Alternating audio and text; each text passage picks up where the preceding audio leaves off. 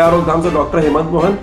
होली में हम लोग कानपुर वासियों से और शहर वासियों से अनुरोध करना चाहेंगे कि मिलावटी खोए का प्रयोग बिल्कुल मत करें, क्योंकि हमारे शहर में दूध की इतनी ज़्यादा खपत है कि उस खपत को पूरा करने के लिए अरारोट है, शकरकंदी है, उसमें जो ये लोग नकली खोया बनाते हैं उसमें उसको अलाइव करने के लिए फॉर्मेल्डिहाइड का जो फॉर्मेलिन सोल्यूशन होता है वो उसमें मिलाते हैं। हम समझते हैं कि यह कैंसर का कारक होता है। होली के टाइम आप बाहर का खोया बिल्कुल भी ना लें।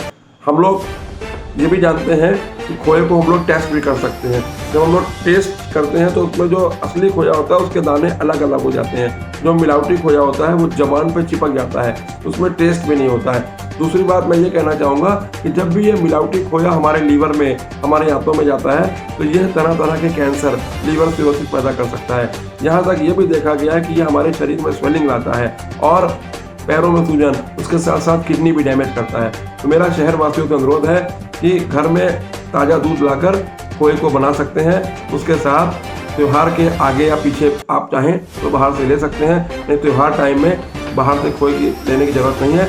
और तरह तरह की जो वर्क वाली मिठाइयाँ हैं उसमें जो वर्क लगे होते हैं ये भी तरह तरह के कैंसरों को जन्म देते हैं। मैं आरोग्यधाम से डॉक्टर आरती मोहन। खोए की बात अगर आती है तो जितनी कानपुर में खपत है उतना दूध कानपुर में नहीं आता है, तो इससे ये अंदाजा लगा लीजिए कि मिलावट का प्रतिशत कितना होता है।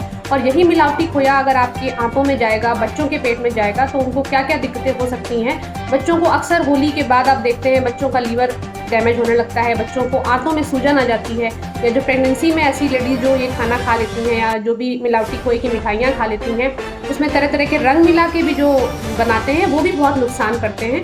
तो कोशिश करके आप चाहे कम मिठाई बनाइए लेकिन उच्च गुणवत्ता वाली मिठाई बनाइए। अपने घर में खोए दूध से मिठाई बनाने की कोशिश करिए।